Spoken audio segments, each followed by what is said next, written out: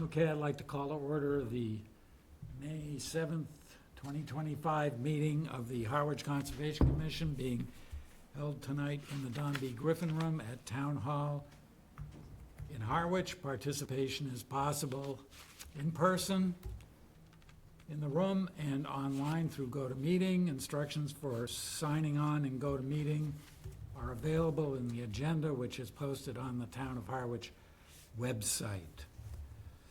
We're going to start with the Pledge of Allegiance. I pledge allegiance to the flag of the United States of America and to the republic for which it stands, one nation, under God, indivisible, with liberty and justice for all. Thank you. So, starting on the agenda is discussion and possible vote on revisions to the community gardens regulations. This is continued from April 2nd, 2025. Amy? Yes, thank you.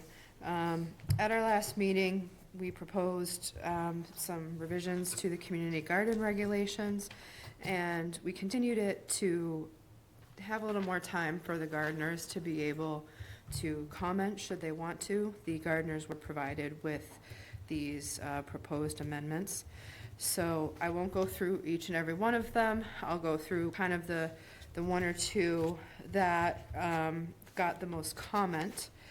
And just to remind everybody, the community gardens went to perennial last year. And that means that people can keep their fences up, keep stuff in the ground year-round. With that change, there came a change to the regulations and how you're to keep your plot. So the biggest changes that we have is that there was questions about the item D under membership. So starting June 1st of this year, gardeners are expected to have their assigned plots substantially worked and or planted and shall consistently manage them throughout the entirety of the growing season. And if an assigned plot is not used by June 1st of that year, it would be reassigned. If your gardening tenancy is revoked, there'd be no refunds. So June 1st is an early date. What the intention is there, and Lily and I both agree, is that we want to see people starting to be putting some effort into their gardens. If it's a new plot that doesn't have fence, put some fencing up. Start to till it if you want to till it. Make some effort to manage your garden. We're not saying you have to have everything planted, and that's not the intention of this, and that's why we say worked. So it will be on a case-by-case basis and we always work with people before we would ever try to want to reassign or revoke a plot. So if people can show effort by June 1st of working on their plot, that's all we're looking for there. And we think that is reasonable. A lot of people have been out there, end of March, early April starting already, so. And then under 2, tenant responsibilities, we had some discussion with the commission last time for E, that we encourage organic gardening practices and that pesticides, herbicides, and fertilizers are to be used sparingly in targeted applications and only as a last resort. We're not going to allow backpack or broadcast sprayers. And we give some information on how to garden organically via UMass Cooperative Extension website. And there might be some people online who have questions about this, I'm not sure, but we would request that you adopt these revised garden regulations. So do we have comments from commissioners? Nope, not me. I have one, brief. Go ahead. The only suggestion I could add is that perhaps we could encourage soil testing. Sure. Not as a We can- requirement, as Yep. a suggestion only. Yep, so that would be under tenant responsibilities. We can add a J. We suggest tenants test soil in their plots. And we can give them directions on where to get those tests. I would say the town would do it, however, every plot may have different Right, yeah. soil see quantities. that So data. it would be at the expense of the gardener. Exactly. We can add an item, Jay, that's not a bad idea. And considering that we're starting public education on all of this, as well as the People's Garden is trying to teach people about soil health, it's a nice marriage there. Anything else from commissioners? Anybody in the room? Is there anyone online who has a comment or a question? Doesn't seem like there is. So I think we could just vote to approve this. Motion to adopt the revised community garden regulations. So moved. Do we have a second? Second. And does your motion include the revision you just suggested? Okay. All those in favor? Aye. Aye, 4-0. Okay, thank you. So, next, we have a change in plan for 108 Brooks Road, map 12, parcel S7, for an accessory dwelling unit construction. Do we have some? Good evening. Can you hear me okay? We can. Wonderful. I apologize, my camera went dark, so I've got to be a dark screen, but I could share the plan if you need. But I think this is so straightforward that we could do it verbally. This is just a revised site plan for 108 Brooks Road in Harwich Port. You may recall you approved an ADU on this site. It's a flood zone only project, so there's no resource areas within 100 feet except land subject to coastal storm flowage, which is the flood zone. So to protect against that, there's a garage under with flood vents, and then the living space is elevated.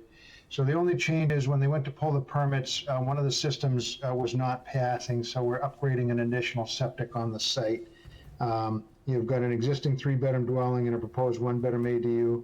They'll be connected to the one septic system, and the existing 4-bedroom main dwelling will have a separate septic system. That's the change. So the only change to the site is those subsurface septics. So Amy thought this could come in as a minor plan amendment. And if you could accept this revised site plan, it's April 2nd, 2025, as a plan of record, we sure would appreciate it. I'd be glad to answer any questions if you have them. Thank you. Thank you.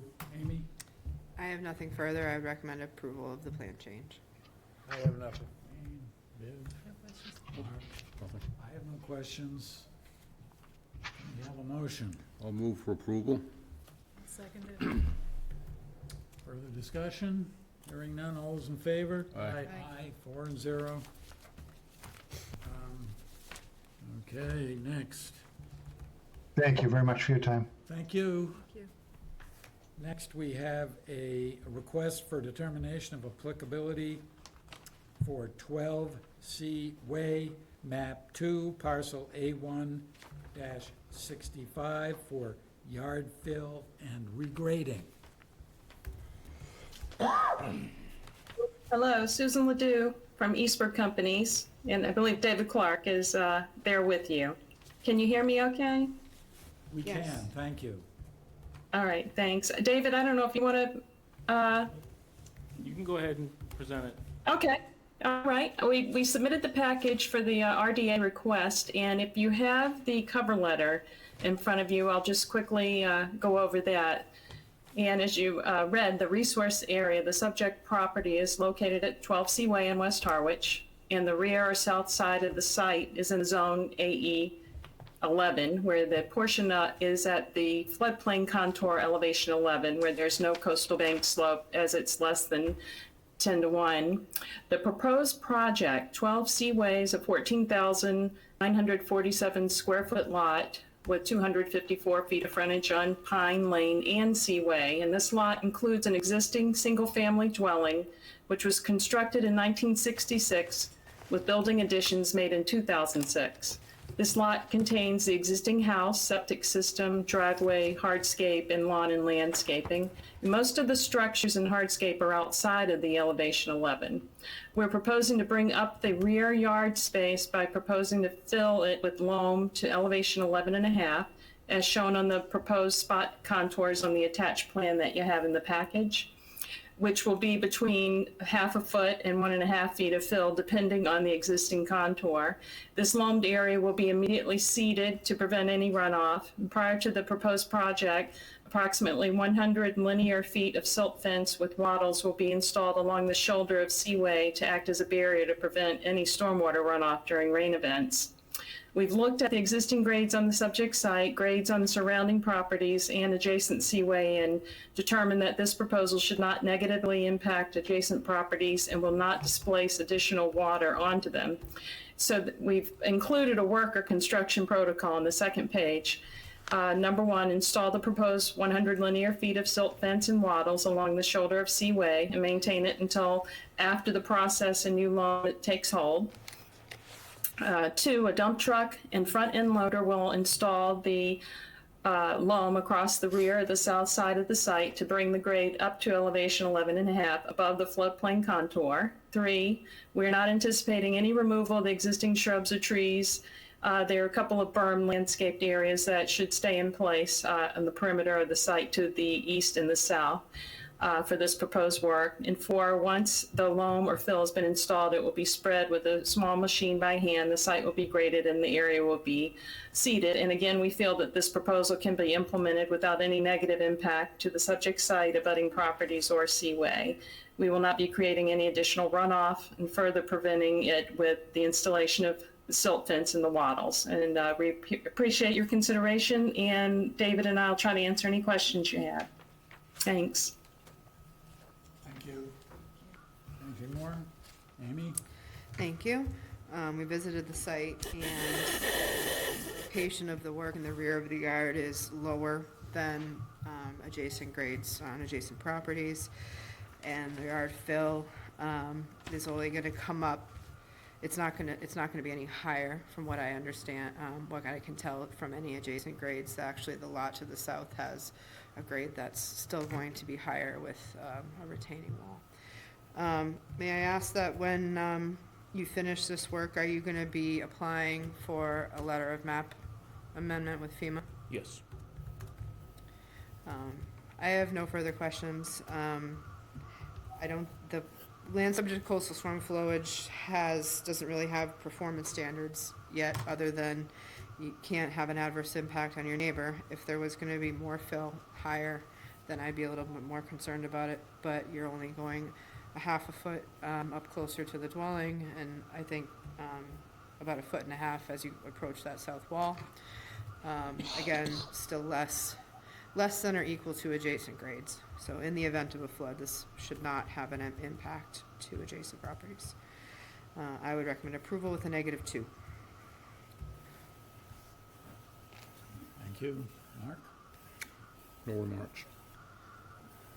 No, it's a pretty simple project. I don't have anything.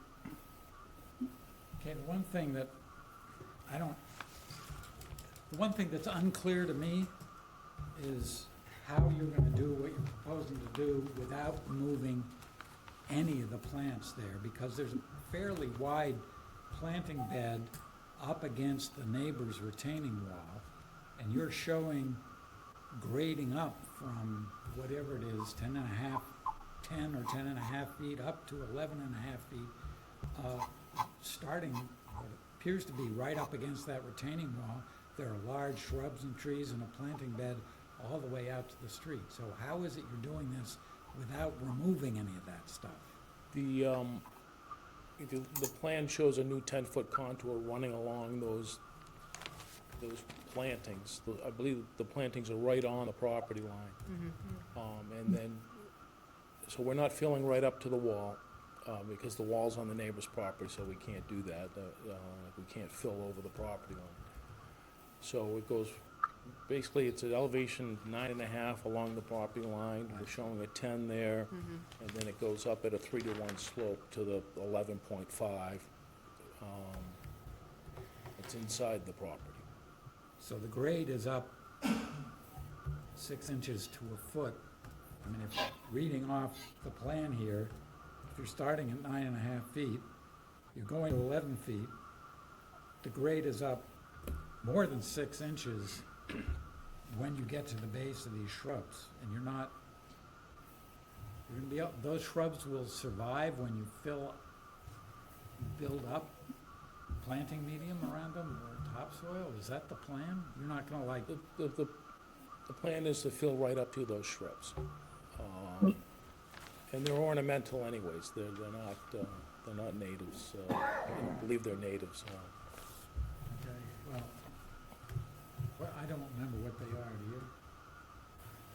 The bigger shrubs there, No, they're ornamental. I think there might be, I don't know if it's Rose of Sharon or some, but there's I see. some other Yeah, thing. I guess it's a little curious. I don't quite understand how you're doing that, but I guess it shouldn't interfere with, I mean, other option is kind of popping them out if you can and then replanting them is another option. That is another option. Yeah. wouldn't, I would think the owner would want you to do that rather than kill the shrubs slowly. Right, it's more of a landscaping project than it is an engineering project. Yeah. So if they feel the plants won't survive, so they'll move them up along with their grade. Because it'll be kind of Right. awkward. The grade will drop off and then they'll be like in this divot, so, yeah, yeah. Okay, I don't have anything further. Anyone else in the room or online have comment or questions? Seems like we could have a motion. I'll make a motion for a -2 determination for 12 Seaway, map 2, parcel A1-65. Second. Further discussion? All those in favor? Aye. Aye. Thank you. Thank you. Thank you very much. Have a good night. Thank you. Next, we have a request for determination of applicability for 17 Oliver Snow Road, map 24, parcel E2-5 for pool and patio construction. Yes, sir. I'm the pool builder that will be building this for the Perrys. And your name? Jeff Panara with Bella Pools. Thank you. The board should have a copy of everything, if there's any questions at all. You do. So if you'd like to proceed and describe the project? The project is 17, you have the address. Going to build an 1836 steel-walled vinyl liner pool on the property with a granite patio surround and a hot tub on the side of it, spa. And then once we're completed, we'll loam and seed the disturbed areas. There'll be a couple oak trees that need to come down next to Full the of pool. oak trees? Yep. Okay. And that's the gist of the project right there. Okay, thank you. So the property is partially within the flood zone and part of the pool is within the flood zone. The lot is pretty flat and none of the work is within the 100-foot buffer zone to the wetland that is in the rear of the property. So FEMA and does allow pools and patios in an AE 11-foot flood zone. You're not bringing in any fill. No, No. we'll be hauling out any fill that has necessary from the Yep. pool. So my one comment is, when I walked back towards the wetland, I did notice that there was branches and landscape debris, natural debris being dumped in or at the edge of the wetland. That does need to stop. So that will be a condition in the determination that the owner and landscapers do need to abide by. It's I'm not the significant. landscaper. I'm not Yeah, the no, landscaper it's on the property, okay. but I can pass the word along. Yep, so the permit will go to them, and a condition will be that the owner will have to provide, or you will have to furnish this to the landscape contractor as well. It's not a significant amount, but it's enough that we just don't want it to continue. So I would recommend approval with a -2 determination. Okay, thank you.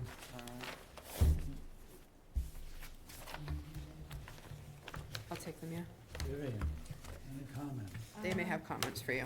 No comments, but you said it's a vinyl pool, not a Steel- gunite? Steel wall vinyl liner. Says, should that say gunite on the proposal, or is that just a typo?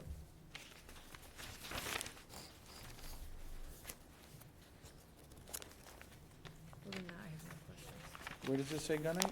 On the proposed work, on the packet, I don't know if that matters, but, No, it doesn't matter. okay, Structure, there's still gonna be concrete around the base of a pool, but it's a steel liner, okay. steel wall vinyl liner. So no questions then? Yeah. Could have been just a typo. Sorry. Okay. Wayne, I don't have anything, pretty simple. Mark, Very straightforward. no questions or comments? Anyone here in the room? Anyone online with questions or comments? Seems not.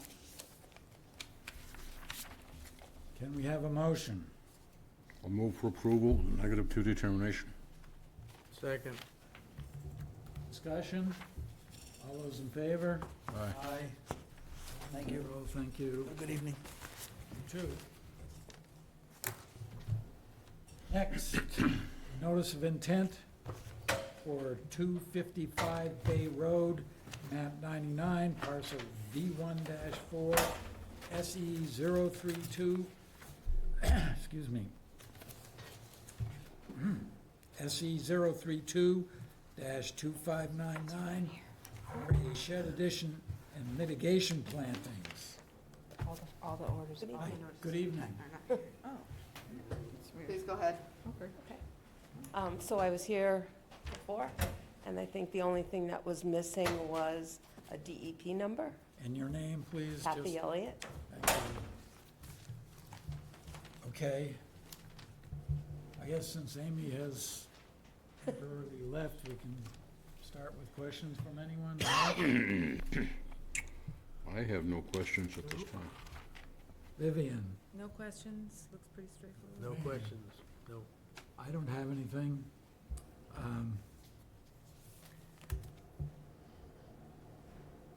Let's just see if Amy has anything to say about this before we shoot. move on. So we've all declined to comment. Do you have anything on this, Amy? No, we have the DEP number. So, should be ready to go. I'm recommending approval. Okay. I think we need a motion. I'll make a motion that we close the public hearing and approve the project of 255 Bay Road, map 99, parcel B1-4, SC number 032-2599. Seconded. Okay, So there's also, sorry, I took the liberty of drafting the orders of conditions because we were only looking for the DEP number. That way we can let Kathy get moving on her project. So if you had any questions about the draft conditions that were on your table tonight, you could also vote those if you saw fit. Hold on one second.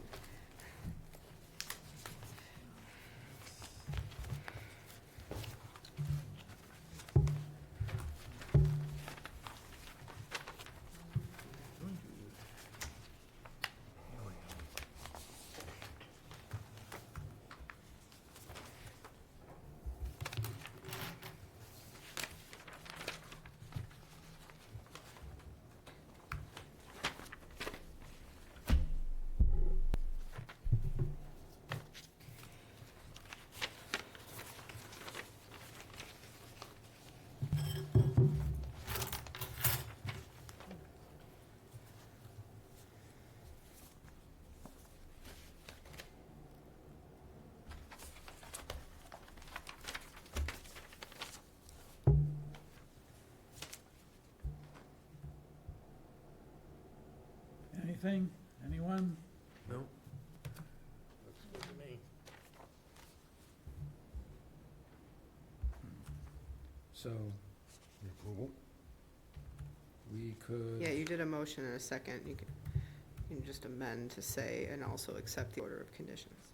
Who made the motion? I did. Also accept the order of conditions. And second. Okay. Any further comments? All those in favor? Aye. Aye. Aye, 4-0. Thank you. Set. Thank you. Should be out Friday. Kathy will call you. Okay, great, thanks, Amy. Next, we have a notice of intent for 19 Muquassett Road, map M5, parcel K1-41, SE 032-2596 for bank restoration and dock alteration. This has been continued from April 16th, 2025, and I understand They would like another continuance until June 18th, 2025, so they can continue to have discussions with the state. So I'll move that we continue this item until, I'm sorry. June 18th. June 18th, 2025. Second. All those in favor? Aye. Aye. 4-0. Next, we have a notice of intent for 11 River Bend Road, map 1, parcel G1-9, SE 032-2597 for house demolition and rebuilding, septic system installation, bulkhead repairs and replacement, and mitigation plantings. This has been continued from April 16th, 2025. Applicant has requested a continuance to May 21, 2025. Further comments, Amy, from you? No. Okay. Nothing. I'll move for the continuance. I'll second that. All those in favor? Aye. Aye. 4-0. Thank you. Next is a notice of intent for 0 Pleasant Lake Ave, map 100, parcel K4-4, for a seasonal dock on Long Pond. Evening. Good evening. Good evening.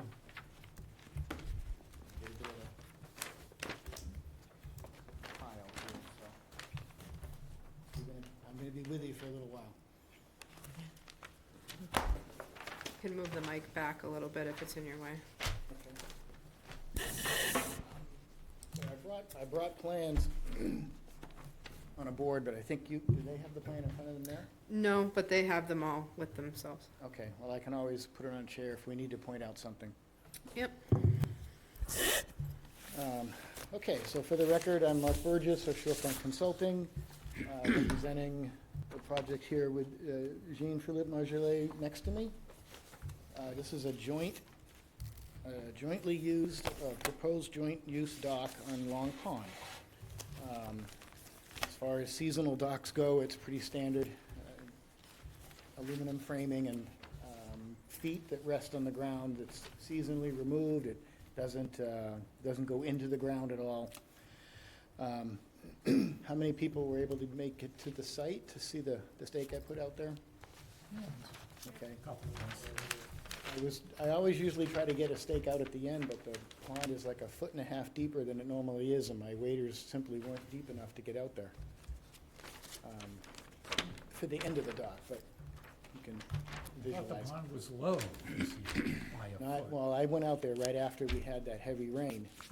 I had 34 feet to go, and the water was already up to here. I'm just not tall enough. And I didn't bring my kayak, so. Anyway, there's 3.4 feet of depth at the end of the dock at the ordinary water level. So as I said, a new shared use dock on Long Pond. The dock extends 74 feet beyond the ordinary high water line, 3.4 feet of depth. The standard seasonal design. It does have 96 square feet of of extra sections to form a platform at the end. That's under your 100 square feet regulation. There's no surrounding vegetation under the dock at all. It's located specifically to be on the beach area. We filed with National Heritage, even though it's priority habitat, but we have a letter saying it's no take, so they're good with it. We went before Waterways about a month ago, and they were good with it. And the only special condition I would entertain, that I would suggest, is that the dock can be stored, the sections can be stacked on top of each other, and the dock can be stored on the beach. There's plenty of open sandy area where it won't impact any vegetation. That really is about it for this one. It's fairly simple. Okay, thank you. Amy? Thank you. Still don't have a DEP number for this? So that will be the theme for the evening. None of mine, I just looked a second before I left here. None of them, all 5, don't have a DEP number, so.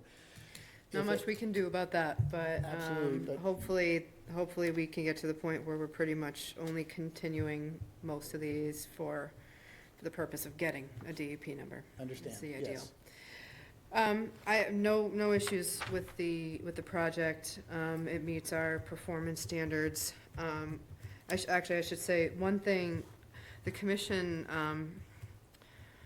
for structures in resource areas, we typically do look for some sort of mitigation.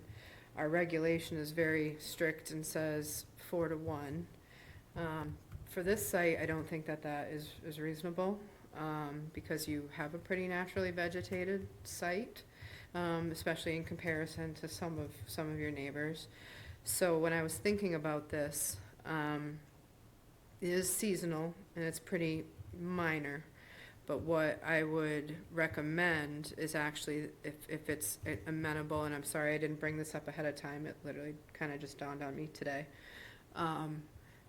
is instead to assess in lieu fee. So when a property doesn't lend itself to mitigation, but we're still letting you have something in a resource area, we can assess fees. They're fairly minimal in lieu of mitigation. They are $4 per square foot. And what we do with that is we take that fund, it goes into conservation, and we use it to enhance other wetland resource areas in this town, be it with plantings, doing studies, hiring consultants, et cetera. So I don't know your exact square footage here. It's something we can talk about. I know I'm just putting it on the table now, so I apologize for that. I don't think your site is really,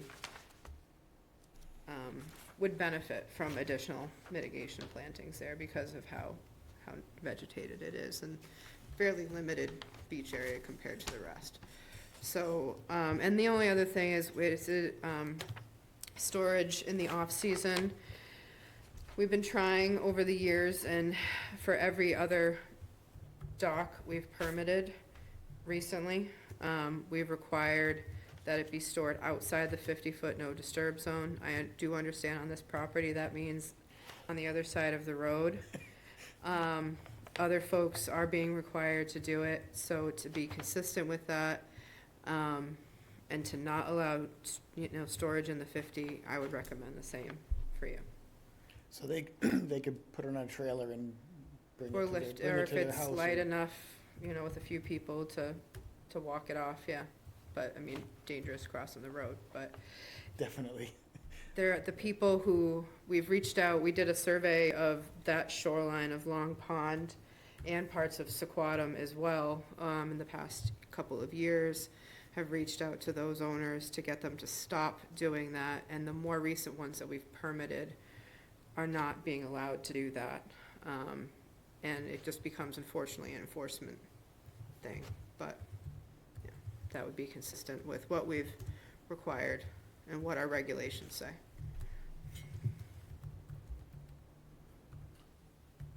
Okay, Amy, thank you. But with those 2 conditions, I would recommend approval. Well, contingent, I guess, upon DEP. Right. So we can't vote, but do we have comments, questions? No, it looks pretty simple. Vivian? I have no remarks. I agree with Amy. And I want to hear your response to it too, how do people feel about the suggestion of assessing the in lieu fee in this instance? What's the square footage? I have 396. So 400, so roughly 400, and then times 4. So roughly $1,600. And that's debatable if you want to debate it. No, just a one-time. One time. Let me, Sure. give me a minute here. So on sites that are, we call them mitigation constrained, meaning there's either so many plants there already that you can't add as many as they would like, or in your case, there's a lot of vegetation already, and the only bare spots are sand that are being used for the use of, Yeah. of the property. So in that case, you assess this one-time fee, and trust me, $1,600 is less than most any planting you'd have to do there. Yeah, So it's a fair- technically, we could require 1,600 square feet of planting somewhere. I don't think we should do that there. So the in lieu fee is $4 per square foot, so Yeah. roughly 1,600, which is, And it only Very fair. goes towards improving wetlands in the other parts of town. It does not go into the general fund. It's very specific use. Okay, so I guess we need to just vote to continue this, right? Unless there are other questions, there's no one else in the room. Anyone Yeah. online have questions? I'll do that quick calculation so you have the exact number. So that's 396 times 4. So you would assess $1,584 for in lieu fees.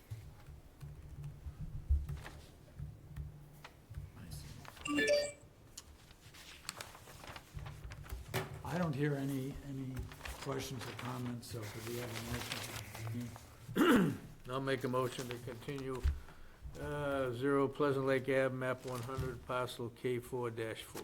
That'll be till the 21st. I'll second that. Okay, all those in favor? Aye. Aye. 4-0, thank you. thank you. Hopefully, it's just for that purpose. We can talk ahead of time. Well, it would be for that purpose now, because everybody seems fine with it, right? I believe so, yes. Cool. Yeah, if that's the case, I wouldn't even be here. But Yeah, you could I will maybe if you attend want me. online if you wanted to, but yeah. Yeah. Okay, Well, we got other things though, so, you're done. For Thank now. you. thank you. Thank you. Next, a notice of intent for 101 Sequatum Road, map 101, parcel X6, expansion to existing seasonal dock.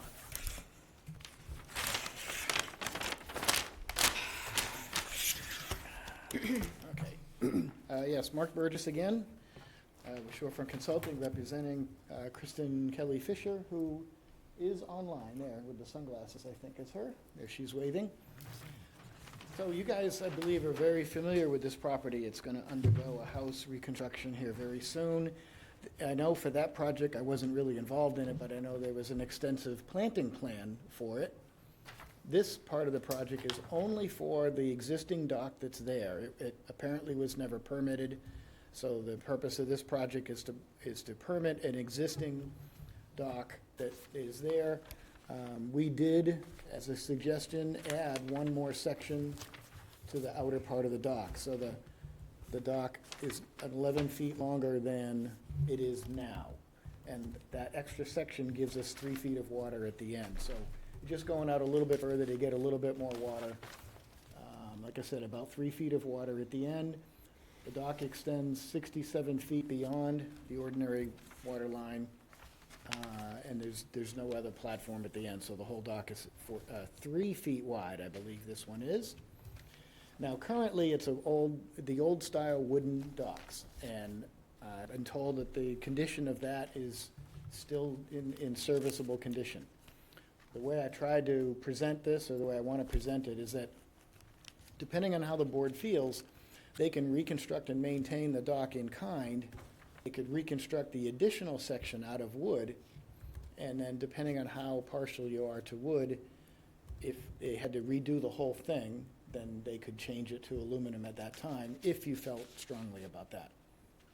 Otherwise, I would anticipate that they'd have a carpenter go out and just build another section equal to what's there now, and maintain that in perpetuity. And then, of course, I have to license it like the others. So with that, that's the only change in this one, is that it's a wooden dock existing. So I'm changing this one from a new dock per se. So with that, I'll answer some questions.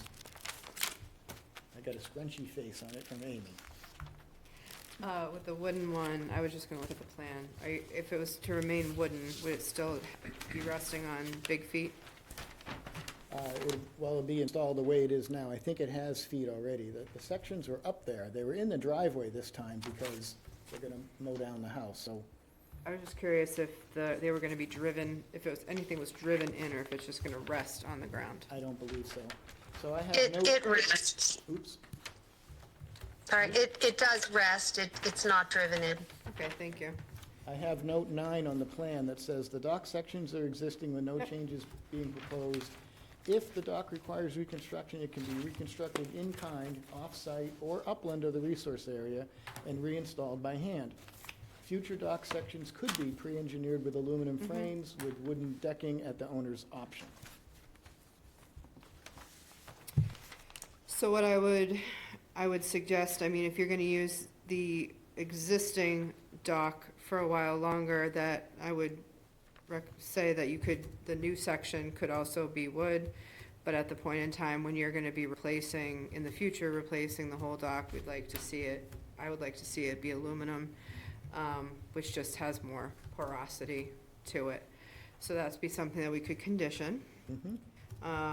Similar to the last one, this one, it's not licensed, but it's been there for a very long time.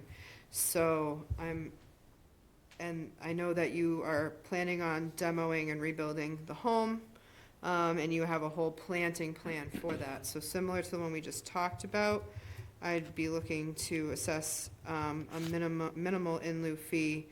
And at this point, it would just be for the expansion, because that dock has been there for, a long time. So with the expansion of the 3 by 11.5 feet, that would be $138 for in lieu fee. 3 by 11.5. You, Okay, all right. and then you take that and multiply by 4. Yep.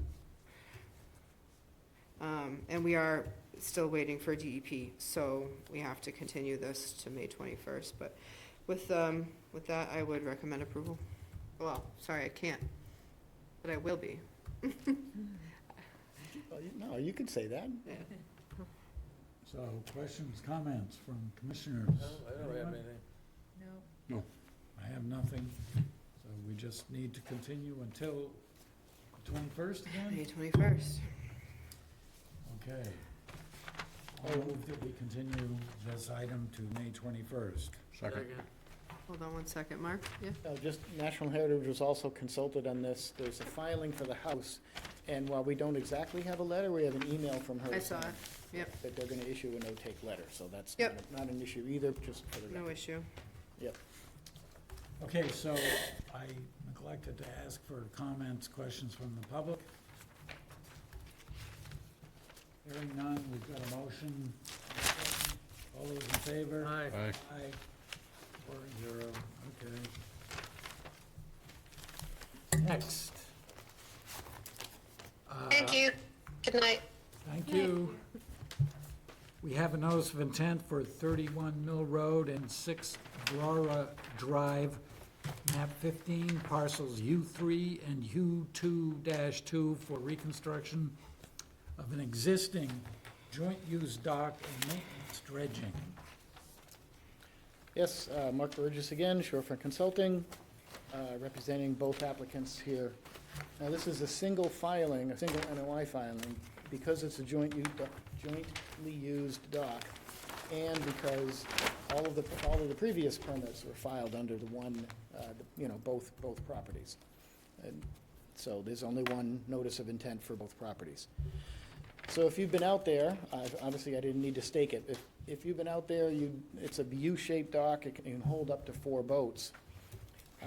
Way back in the 60s, they dredged like 2,500 cubic yards of material, I think, basically to cut it out of the marsh from what used to be the Sacotucket They River. did. So anyway, and then back in 96, I think they did some maintenance dredging, about 500 yards, I think, of maintenance dredging. That information's on the plan, I believe. Oops, not that plan. Pardon me. Yeah. Yes, related existing permits. So 1998, 575 cubic yards of dredging. So between 1998 and now, it continues to silt in as things do. We're only looking at 99 cubic yards of dredging, just under the magic 100 number. It's all within the original, it's much less than, and within the original footprint that the dredging was proposed back in the day. Now, the proposed work, the plans and the application allow for the entire dock to be reconstructed. That may not ever happen, but some of the pilings they're looking a little weathered. Also, this one's unique where the pilings go above the decking by 2 or 3 feet. So if they actually wanted to just raise the dock up to get it more flood-proofed, so it doesn't swamp in storm tides, they could literally just unbolt the whole thing, lift it up, and rebolt it higher, and put a handrail on it or something, and they'd be fine. So we've allowed for that type of work also. And if it gets to the point that it's degraded or damaged in the storm, then they can reconstruct the whole thing. That pertains mostly to the north side. Now, the south side applicant owner is Mr. Badavas, and he has a different boat, and he has a little more trouble getting in and out of it at certain tides. So the suggestion was to convert that part of the fixed dock to a ramp and platform in the same square footage, so it doesn't change his license that way. We would just be taking out all those pilings and all that decking, and we're putting a ramp towards the beginning, and then 2 floats. The 2 floats are 2 5-by-20-foot sections, again occupying the same square footage as what's there now. I understand that there's a float provision for 200 square feet, but in this case, we're replacing existing footprints, so I would hope that this would seem amenable for that conversion. So that would be just the south side, and the elevated walkway was repaired from storm damage a year or so ago under an administrative approval. If they decided that they wanted to reconstruct the whole thing, I think Amy has a suggestion on how to handle that walkway. It might have to go up, but we can discuss that. Now, I'm only human. I made one mistake in my design for the dredging. I did not allow for dredging under the float. Okay, my mistake. And we will revise the plan accordingly, but I want to discuss a little bit with the commission about that. So the shellfish survey that was done for this project showed 2 shellfish in the entire area. I think we could consider that insignificant to shellfish. So according to the Dock and Pier guideline, they want 18 inches of clearance under a float if the area is not significant to shellfish. They want 30 inches of clearance under a float if it is considered significant to shellfish. And then, of course, you have your own bylaws, which I think are 2.5 or 3? 3. 3. So, with that being said, I have to revise the dredging footprint slightly. It will stay at 99 yards. I'm just either going to have to move it a little more seaward or scrape a little, not make it quite so deep. That's all. So minor change, more drafting than anything else, my mistake.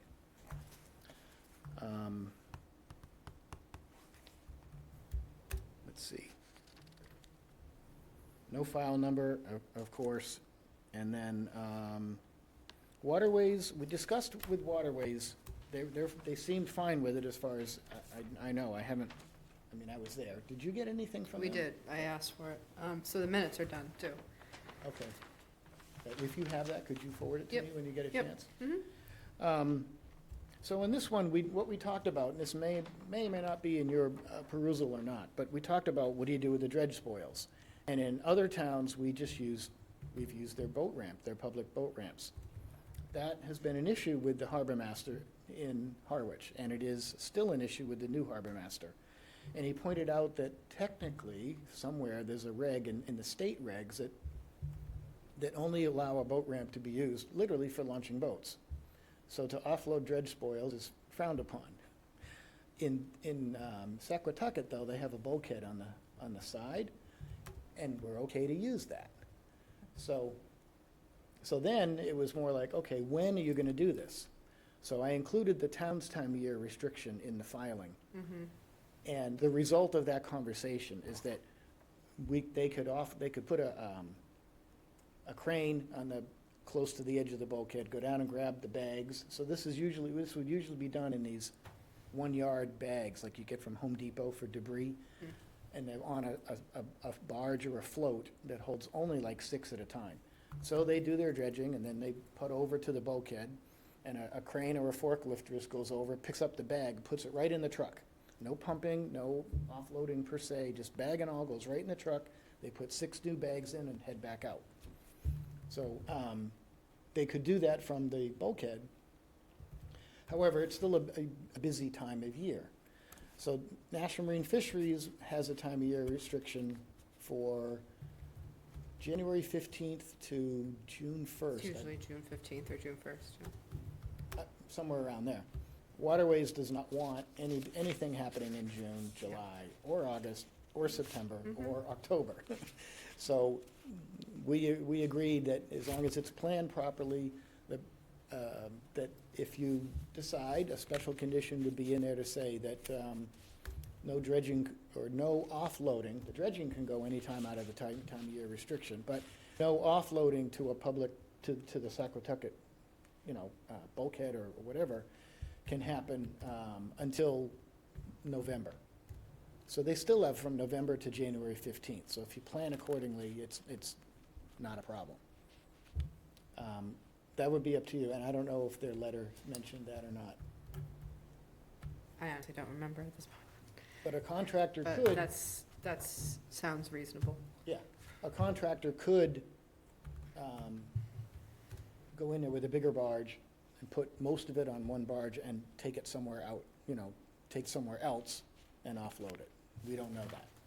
So that condition would only be used or only come into play if the public facility was used for offloading, and maybe that's how it could be worded. So with that, I do owe you a revised plan. I guarantee you that the dredging amount won't be different. I have to extend the footprint under the float, and then if Amy says 3 feet, then it'll be 3 feet, and I'll just lessen the depth. Right now, it's to -3 mean low water. If I cut it by 6 inches, it'll be -2.5. And they can go back repeatedly, as long as any dredging event is 99 yards or less, or 100 yards or less, actually, they can go back, and they're allowed a 1-foot over dredge. So they could go back the following year and re-dredge and end up with 3.5 feet, if I start at 2.5. And that would all be legal under the rules and regulations. Yep. So there's flexibility here. With that, this one's a little more interesting than the others. I'll answer some questions. I don't have any issue with the existing dock or pier on the south side being converted more to ramps and floats. So we do have a regulation that say no float shall be greater than 200 square feet. This would be more than that, but it's replacing a fixed structure in that same footprint. So I have an issue with that. I would like to look at the seaward edge of the salt marsh, and I didn't spend a whole lot of time down there. To me, and I didn't measure, we can measure, just to make sure that the seaward edge of the marsh, even though it's less than 100 cubic yards, I'd still like to see it be 25 feet, It's just 30. so, okay. I looked at that on the plan today. Okay, great. Yep.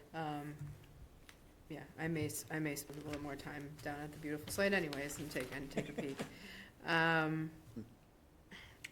They have, so it's an existing licensed structure as well as they have a permit to do this dredging already. It hasn't been dredged in quite a while, so had it been decent shellfish habitat, the shellfish survey would have picked up more. The sediment quality is not the highest quality in this location, so I'm not too surprised that you only found two, in your I'm survey. surprised it was only two. Yeah. Only two? Yeah. So they don't wanna be there. Yeah. And if you haven't dredged in almost 30 years and you're only finding two there, there's a reason they're not there, so. I think they're, allowed to kind of keep what they're permitted to do. I would say that if there's gonna be replacement of the walkway that leads out to the structures, that would have to be upgraded to, and probably could be done via an amended order, to get higher up off the salt marsh, so. Well, could that be just a special condition? It says if the walkway is reconstructed, it must be raised up to provide X We amount of clearance. could put it there, and it could be approved by the commission or its agent. I guess if it went up that much higher, if it was gonna take a lot more engineering to, if it was gonna have to be longer, higher, if there were gonna be more transitions, I'd wanna make sure it says the commission or its agent, something like that. Okay. Could determine whether it can be approved, in-house or has to come back to the commission.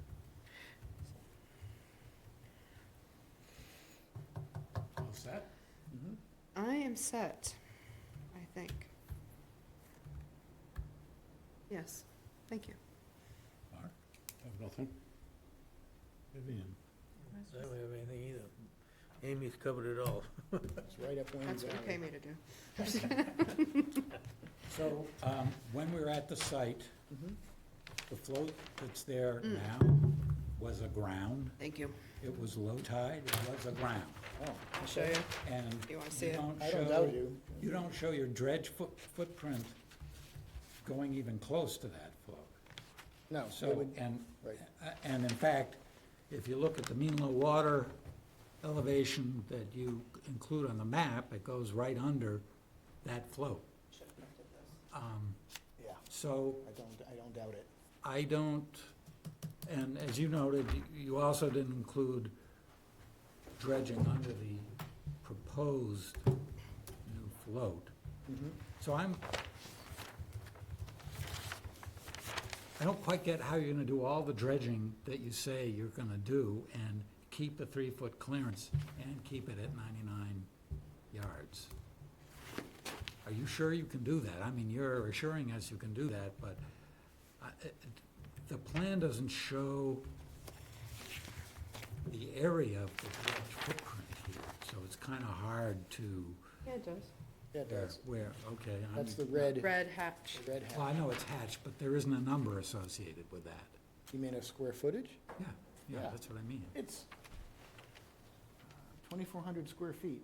That's in the aerial view on the right, on the left-hand side.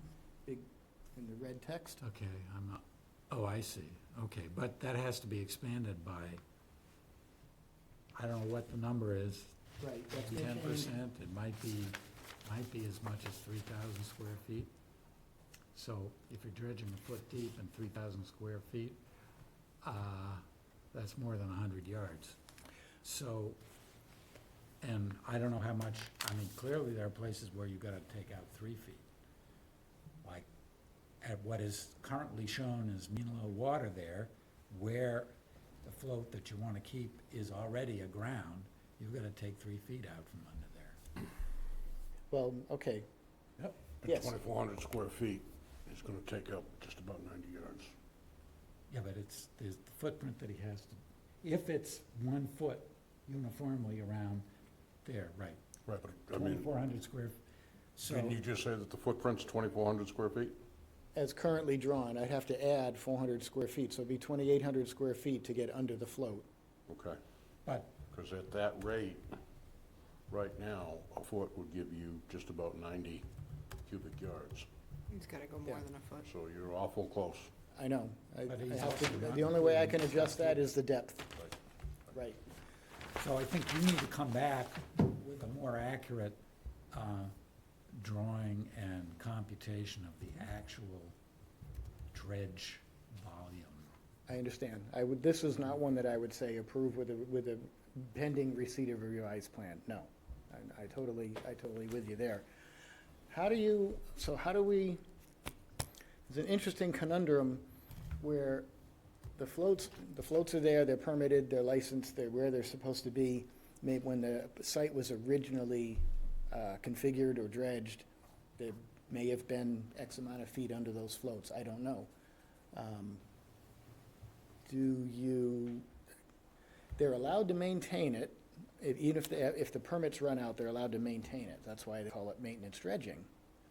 But are they required to provide that clearance under that float, or is it just, Well, now you're rebuilding. At least the south side, you're rebuilding, not reconfiguring, but you're changing everything, so I would argue that you would. that I'm you not have- talking about the extra, I'm not talking about the converted floats, I'll make sure there's 3 feet under them. Yeah.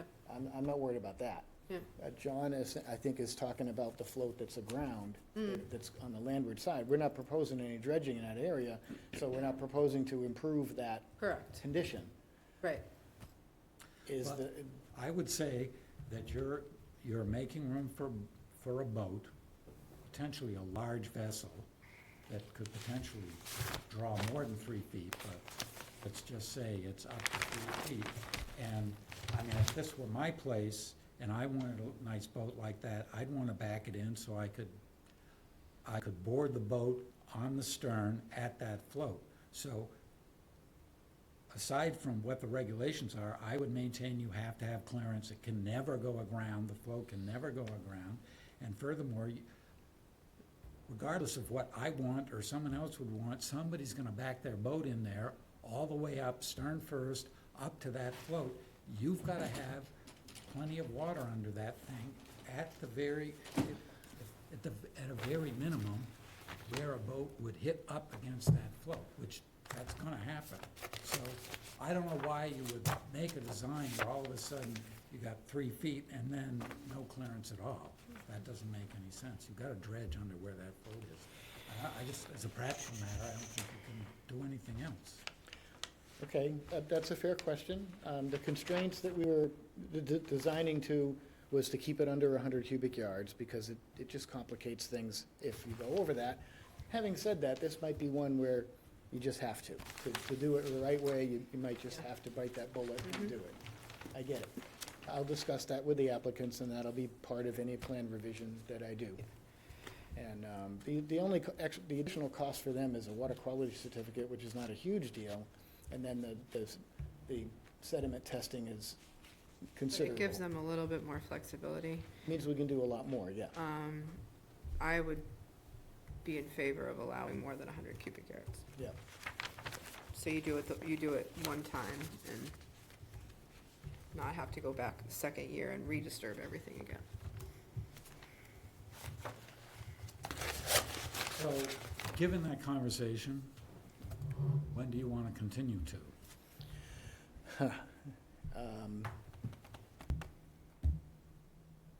If So we went to May 21st, when would you need the the week plan. prior, so your next option would be June 4th after that.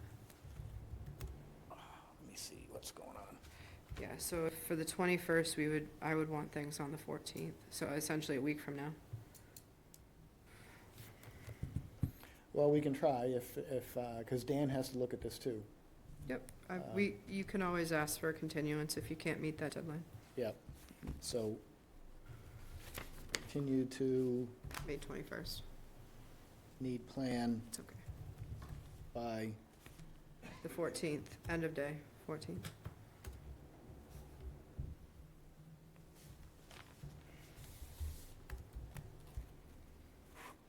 Okay, that's something we well, should, does anybody have any other questions? is there anyone in the room or online who has a question or comment? Doesn't appear so. Hmm. Anyone else on the commission? Nope. I move we continue this item until May 21st. Second. All those in favor? Aye. Aye. Thank you, John, that's a valuable, I always appreciated your level of assessment of these. Thank you, Mark. Next, we have a notice of intent for 31 no, that's what we just did. For 9 Stanley Drive, map 81, parcel A11, for reconstruction of existing seasonal dock, deck, and boathouse supports. Hello again, Mark Burgess, Shorefront Consulting, representing the Vitolos. I wasn't sure who was here. Don't see them. Okay. Well, at any rate, again, how many people have been to the site? Some of us, Hmm? You have? Yeah. Okay. All right, so I'm told by the owners that this boathouse and deck and the dock have been there for like 50 years.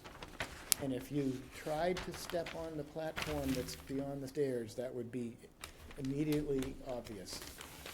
I almost slipped off of it, or it almost just fell into water. The whole thing's supported by a ton of cinder blocks, which aren't, I didn't see if they were in the water. I didn't run into any when I staked it out anyway, but it's supported by a ton of cinder blocks, which is horrible. It's wood, which not desirable. So the plan is to rebuild the whole thing. I mean, the sections they're not quite the same. They're ratty, they're rickety, so it needs to be rebuilt. It was never permitted. We are adding one section at the end, just to make a modestly wide platform just to make a modestly wide platform. So the square footage at the end is 80 feet instead of 100. There is 3 feet at the end of the dock, where it exists now, and I was able to get out there because Hinckley's Pond apparently drained when it rained. Was that PVC still out there at the end? Mhm. Okay. So this would be converted to a standard aluminum dock design. The first section has to be permanent, because there's no other way to get down to the deck that's down there now. And then from the deck is the boathouse. So the applicants were concerned that the supports to the boathouse were starting to shift and degrade a little bit, so that it needs to be strengthened up and redone. I've done 2 of these kinds of projects before, so I can tell you with a reasonable amount of accuracy how it would be done, and then Wayne can probably weigh in on it as well. The dock is simple. The landing, the deck that's down there, that's simple. Those are permanent piles, and with it framed on the pilings like a dock, only it's a deck. The existing access stairs get rebuilt as well to provide sufficient clearance and angle down.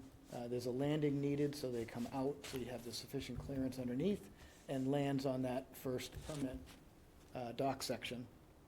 So, and if you'll also notice, the public access steps, which are required on this one, because it's elevated a bit and you can't step over it from the water. I can't put them directly opposite of each other, so I don't know that DEP will care, but that's the way I've chosen the public access, is up on one side, down the dock, and down the other. And we did something like that over on 15 Nons Road, I think. That was a seasonal dock that got rebuilt, and then the public access was up the dock, Yeah. out to the bank and over and down another existing set of stone steps, and they went for that. So I'm assuming that this would be fine with waterways. So the boathouse, 2 or 3 ways to do this. You could do it by hand. It would be a real pain in the butt. You have to get under there with hand jacks and jack it up and temporarily support the boathouse. You could do that by hand. You could do it with a crane, assuming you could get a crane in there. I don't think that's going to be fun either. Maybe a barge with some kind of a crane on it to lift the boathouse. More than likely, it'll be done with hand jacks, and they'll jack it up and put it on cribbing to temporarily support it. Then you drive pilings, not under the boathouse, but on the sides. So you drive the pilings down the side of the boathouse, and then you lay the framing pieces, whether they're aluminum beams, steel beams, or timbers, underneath. So everything, so it's like an exoskeleton. You know, you've got your 4 or 6 piles on the outside, your framing members underneath, bolted to the outside piles, and then you just set the whole thing back down on the piles and walk away. I know I describe it to be pretty simple, but it actually can be.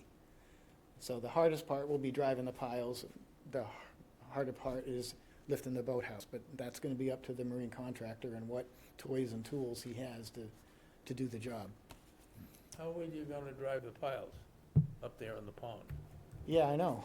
That's And my Hinckley's, I don't question. think has, I asked, Could you pump them down? I don't know if you can do that, 'cause it's very gravelly. Yeah, is it? Yeah. Well, at least it is when you walk on it. I don't know what's down below it. When I was pounding in the PVC, it never went easy. It always seemed like I was coming around something. So I don't think jetting would work. You probably have to vibrate them or just hit them.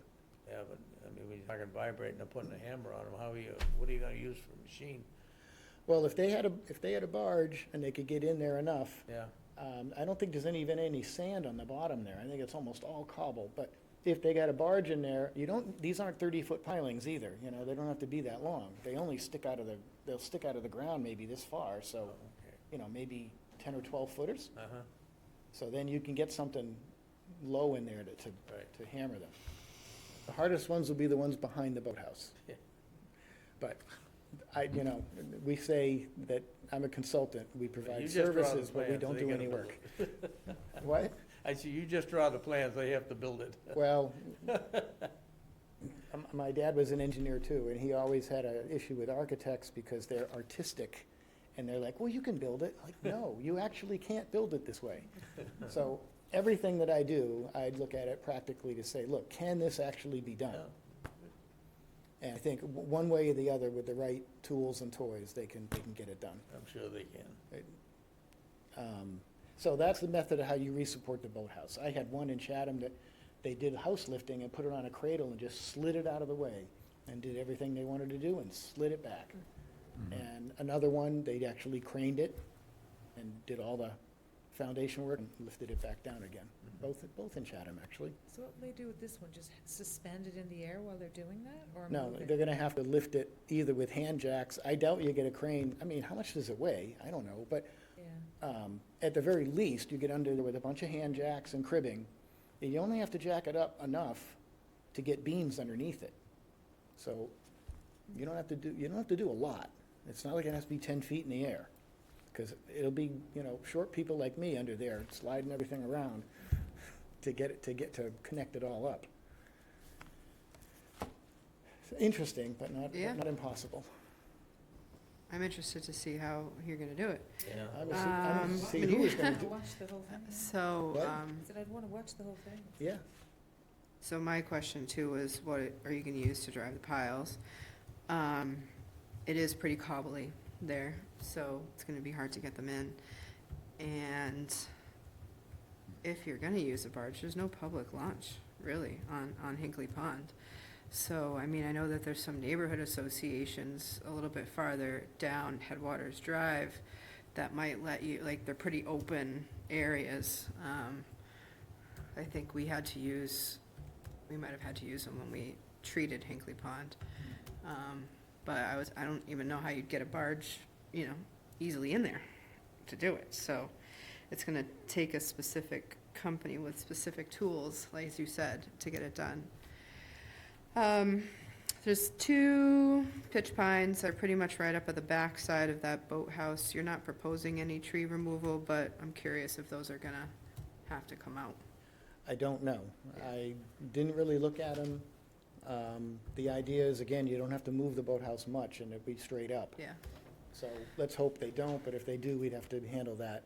Yeah, I would say it could be conditioned to replace with some native shrubs, most likely, nothing that's gonna get so big as to a tree, but replaced with 4 to 5 native shrubs in the general vicinity afterwards if need be.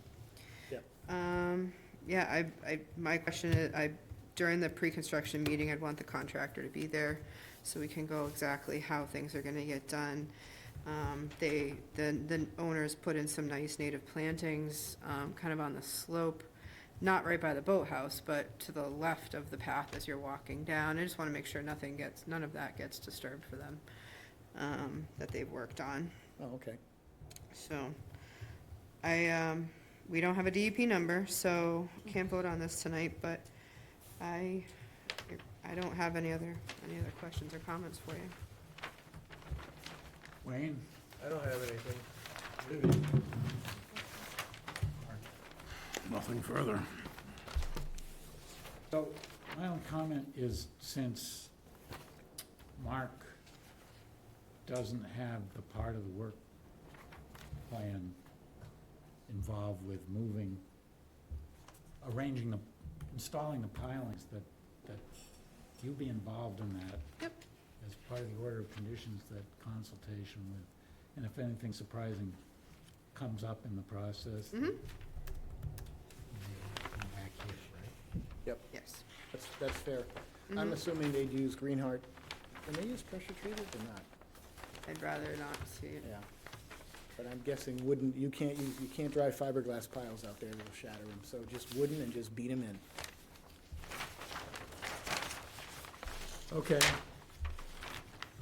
On May 21st?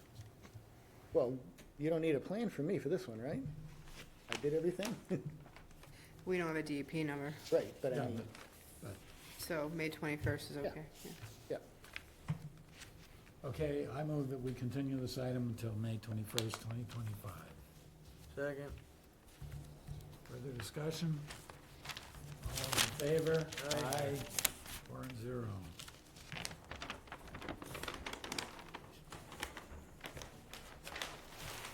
Okay, you're still here. I am.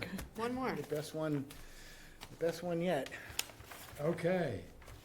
Now, we have a notice of intent for 37 Nons Road, map 5, parcel W1-18 for pier, ramp, and float with dredging. Yes. Again, Mark Burgess, Showfront Consulting, for the Davidsons. I don't know if Mr. Davidson was able to zoom in. I don't see him there, but at any rate. So I'm gonna preface this right away, is that we're gonna be continuing this because we're gonna have to change the design to address some questions from waterways. And you did get a letter from them for this one? We have the minutes. The minutes, okay. So I'll preface that right away, that this will be continued. But I wanted to go through it to see what the commission's ideas, responses, suggestions are, and then we'll go from there. So this was initially modeled almost identical to the Pi project next door, which was done, 2 years ago. Has the same amount of dredging, just by coincidence. And basically, the goal is to dredge a parking space on the edge of the channel, and so that everything is off the side of the deep water channel. Now, remember, the deep water channel is defined as -3 to -3 at mean low water. And if you've been out there at low tide, which is the best way to view this project, the channels is narrow in this area. It's 38 feet wide from -3 to -3. Of course, at high tide, you've got a little more room to wiggle around in, but not much, because the dredge cuts are really steep. You can't walk, I mean, you say a 3-to-1 slope, but it's soft, and you cannot walk on that dredge slope. You get too far and you're in the channel. So there's not a lot of extra room, even at a higher tide, to maneuver, admittedly. Less space where this location is chosen than where the Pi dock was. The Pi dock, the channel is there, but it opens up a little bit. There's a little more room to move around. This one, it's 38 feet. Now, we looked at 2 different locations for this dock. There's one around the corner, if you look here, it is around, right about here in the channel, off the bulkhead. We surveyed both locations, and I even drew up some preliminary designs for both locations. I did not choose that location for at least one major reason, and that is the deep water channel over there is only 32 feet wide. And if you're there at low tide, you can see, if you look at the survey and if you look at the plan, you can see the brownish orange line. That's the -3 line. And you can see that where we're proposing it, it's, wider. And then when you get around to where it says Oyster Creek, you can see that it's much narrower. So that didn't seem like the best location for me. The dredging and the distances, the dock would have been a little bit longer because the edge of the channel is further away. So that was not a suitable condition, but we did look at it from a design standpoint. The existing landing and stairs that are there were jointly used by the Davidsons and the Pies, and now that the Pies have their own dock, they don't need that anymore, so it doesn't serve any purpose there. So that will be removed, and a new access and stairs and landing will be placed where the dock is, which is about 27 feet from the property line at mean high water, or the bulkhead. There's a set of aluminum stairs that sort of crank up and down. If you've been out there to see that, they're seasonally, then crank up and down. We're going to keep those, but everything else would have to be new. The dock's only 26 feet long. I think Pie's dock was 41. Don't quote me on that, but certainly much longer. So it's shorter because the edge of the channel is closer to the bulkhead here. So less than, as far as structure, you only need, well, you still need 3 pilings. The spans are 13 feet. I can do a 26-foot wide span, but the lumber is so big to span that, you basically block out all the sunlight under the dock. So it's not practical. Same ramp and float, a 6 by 24 float, 3 by 20 ramp to try to reduce how steep the ramp is, and then your 65 yards of dredging on a 3-to-1 slope get you 3 feet of water at low tide by the time you're at the landward edge of the float. So all of those proponents are exactly the same as the design for the Pies. Let me look at my notes here, excuse me. There's no salt marsh anywhere in the area. It's all coastal beach. There certainly is shellfish there. I included BSC Group's shellfish report. There's a reasonable population. I did, I think, include a picture from the Pies project. So oysters are now known to propagate or live on the fiberglass piles. We've seen them.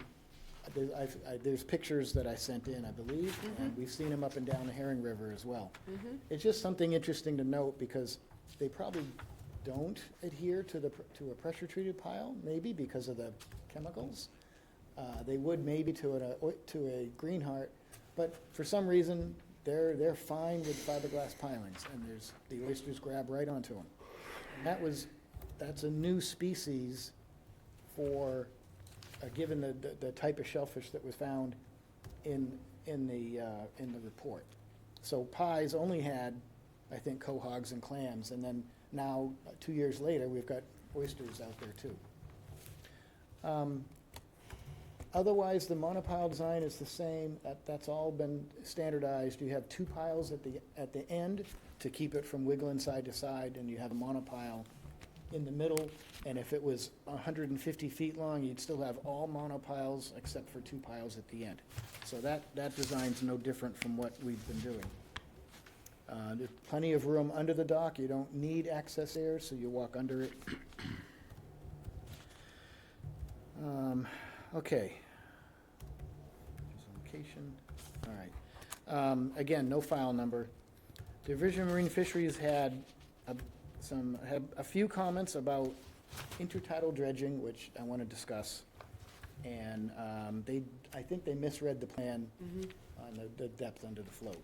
So Amy's had, it was was part of that They email have, communication. I printed out the dialogue so they could Okay. see it on All right. the emails. It went respectfully. I was a little frustrated because it seems like sometimes they don't pay attention, but we had different other emails following that up, and it went just fine. Okay, so waterways, I went in front of waterways. They did not support this design because of the narrowness of the channel. The new harbor master pointed out that there's a regulation that no dock should extend into a channel to make it less than 50 feet wide. Well, the channel already is less than 50 feet wide. And I asked him, I said, well, what do you want me to do? And he said, well, you should pull it back. And I said, well, how far? And he said, until you have 50 feet. Okay, it's simply not possible. It's intertidal dredging, which may be possible, but certainly frowned upon. Their biggest concern, the applicant has two different size boats here.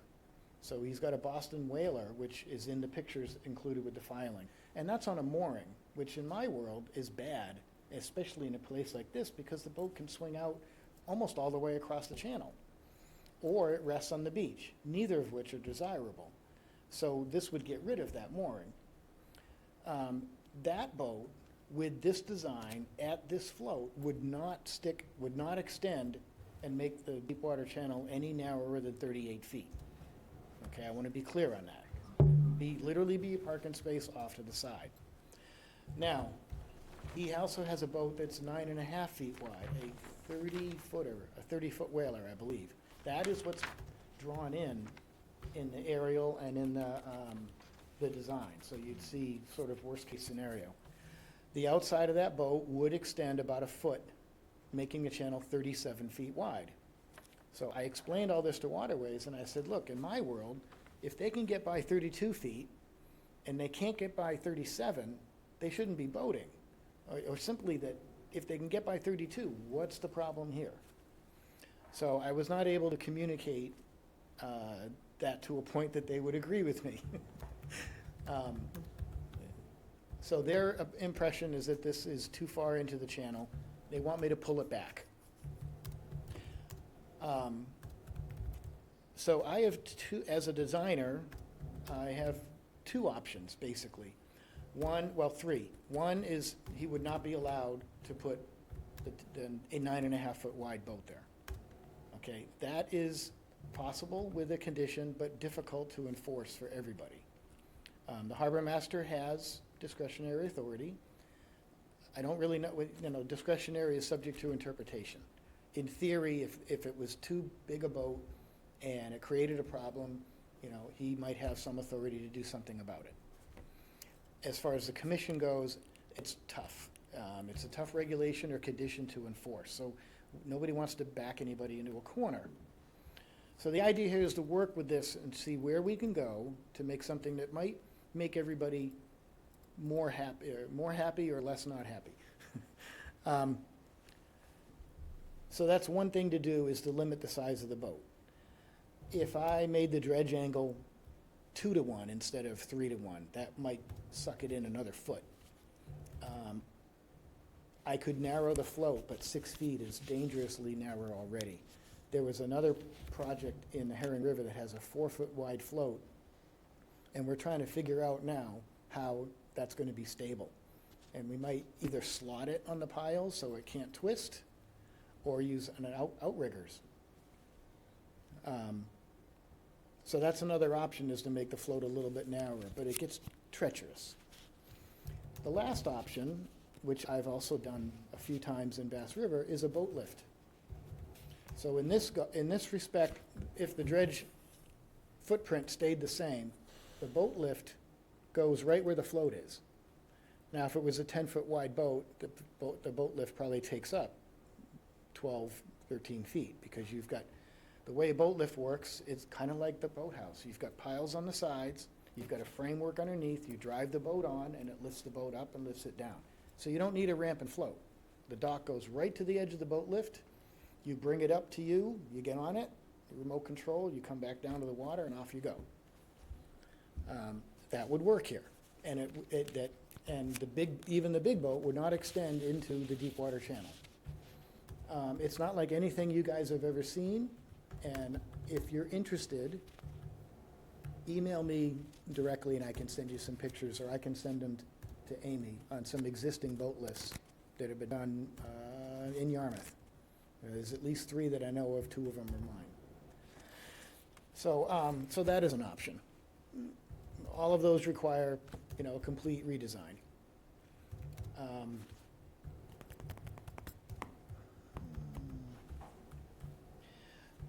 So then the last question I have is this whole thing about intertidal dredging. For some reason, it's frowned upon because they say it converts one resource area to another. So if you think about it, you're dredging coastal beach. When you dredge, it now becomes land under ocean. Fair enough. Every time a town dredges a channel, that's what happens. They're converting one resource area, even if it became coastal beach, they're still converting it back to land under ocean. So I don't know why they can do it, and for me, it seems like we're twisting the head off a puppy.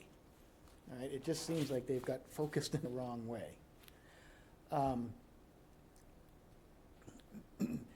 And the other thing for this particular area, so remember, any of the projects that I do, they're all different. This one particularly, this whole area was salt marsh in the 1920s. And they dredged it all out, made a creek for everybody. So they converted habitat back then. They converted it from salt marsh to coastal beach to land under ocean.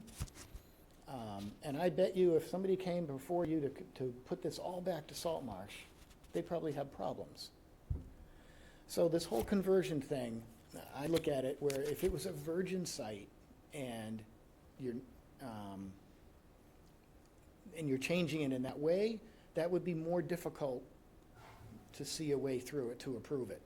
Here, the entire area is man-made. It's been butchered up and turned into what it is now. It's been dredged twice. There's nothing original here. I remember when you could walk across that very area. To go climbing out there Yeah. in moonlight nights. So where is the virgin shorefront on Cape Cod, It'll be Mark? illegal. There is no virgin shorefront on Probably- Cape Cod. So I don't get the point here at all. Well- Not everything's been disturbed. The point is, how are we gonna comply with the current standards for wetlands? Right. What kind of wetland this is, not what it might have been 50, 100 years ago. It was different 50 or 100 years ago, Fair no enough. question. So, yeah, so my mission tonight really is to seek your advice, suggestions, and comment on some of the regulations to see where I can redesign this to better serve the purpose. That's it for me, I think.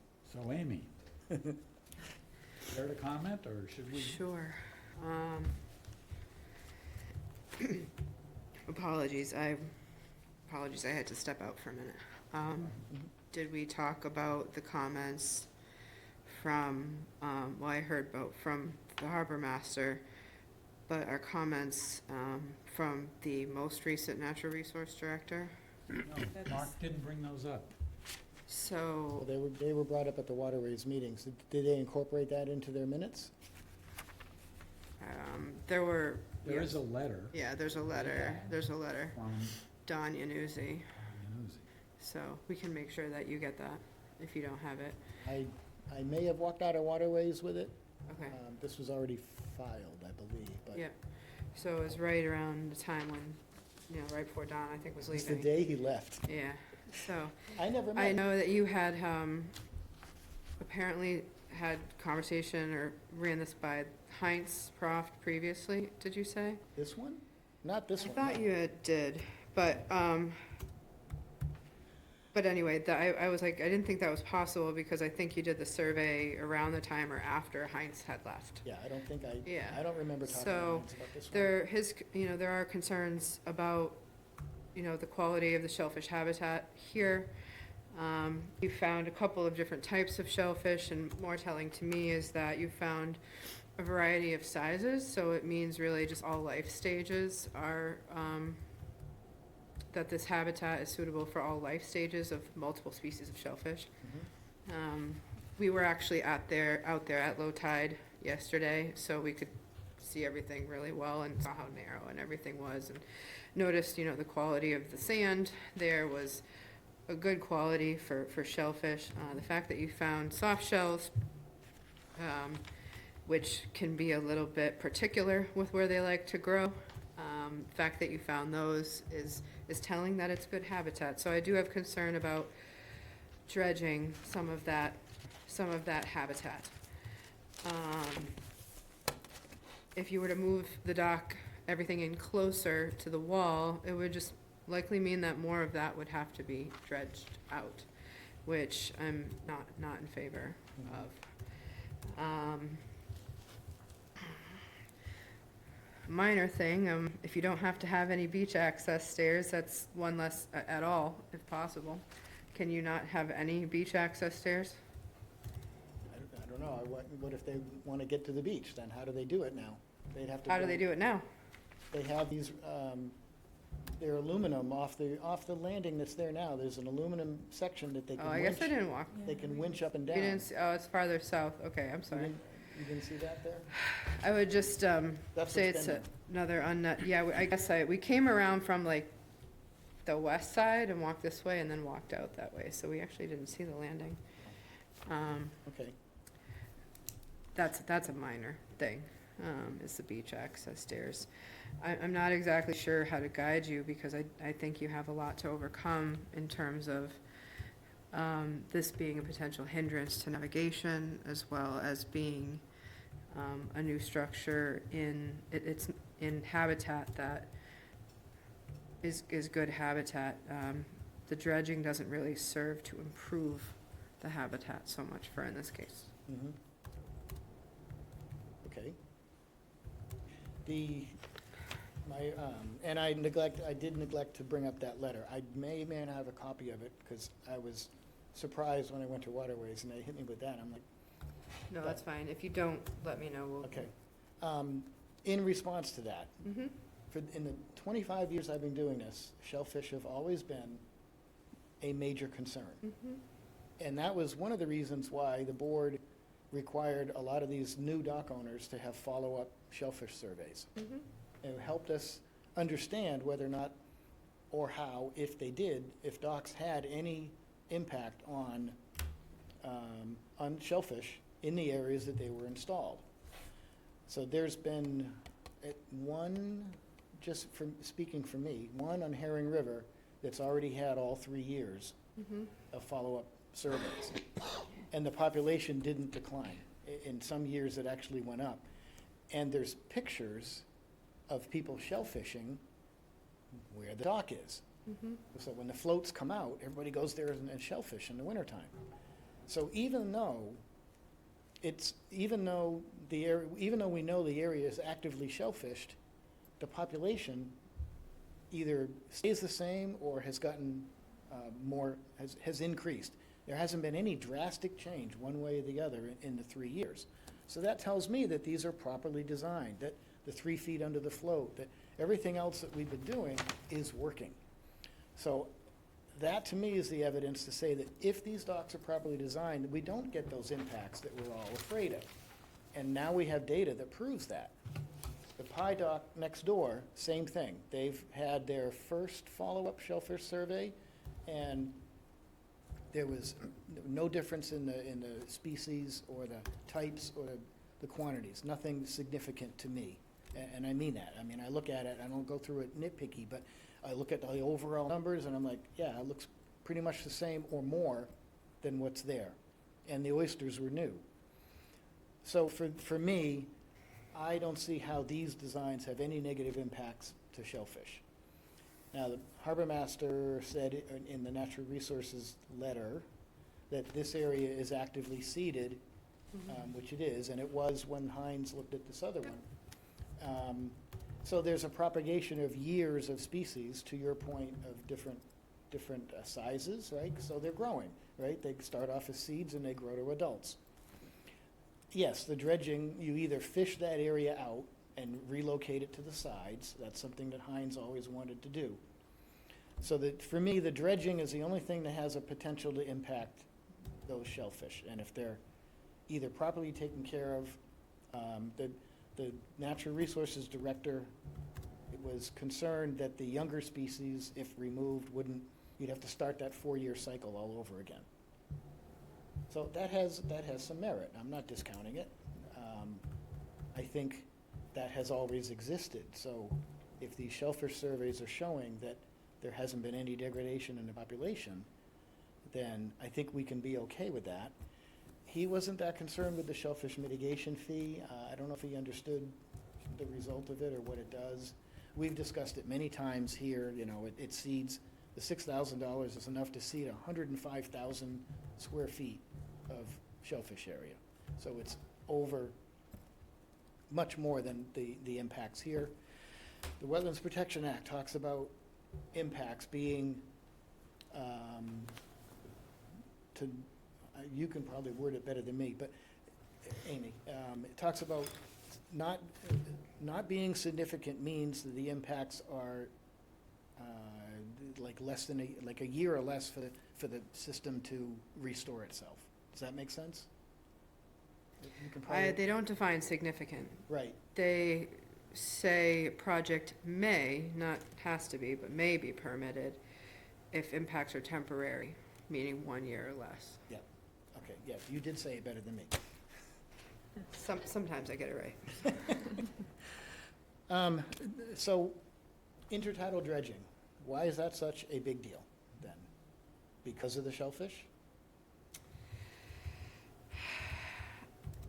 From what I understand from DEP too, is changing of resource areas, going from coastal beach, which is your intertidal, to land under at the ocean.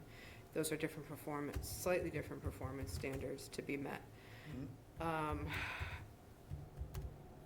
I don't fully understand the issue for them, depending on, I guess it's on a case-by-case basis too. I mean, you don't want to be turning coastal beach all over the place into land under the ocean, because storm damage in velocity zones could be worse if you're eliminating a coastal beach which absorbs wave action and things like that. But I don't fully understand it across the board for their reasoning. So.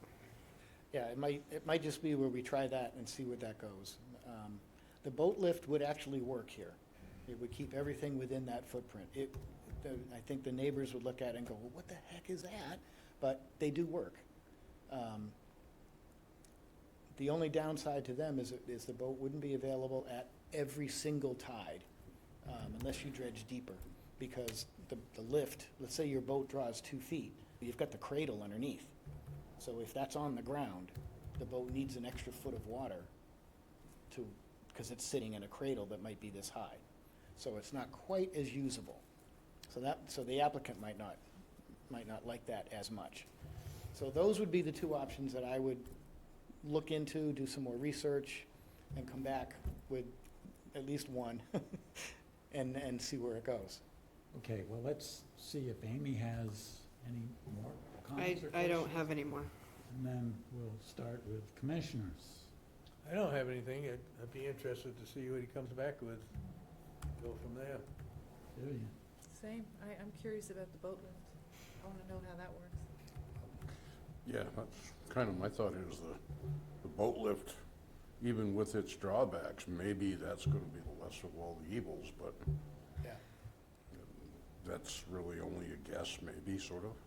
How would there be a permanent structure in the water that also could have a hindrance on navigation for a lift?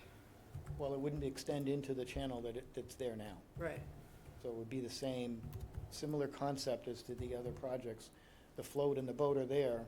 Yeah, it's there year-round, but, if they can make it through the summer, they can do it in the winters, and, in the fall or the off-season, and then in the winter, nobody's out there anyway. Are they similar to the boat lifts that we see on ponds? I'm trying to picture it. Yeah, just picture 4 posts Yeah. with 2 cradles, with Yeah. maybe a little V, a little one for the hull. It's boat specific, but a little one for the for the front, for the bow, and a wider one or two little Yeah. stanchions. Yeah, no, it's pretty much what I'm picturing.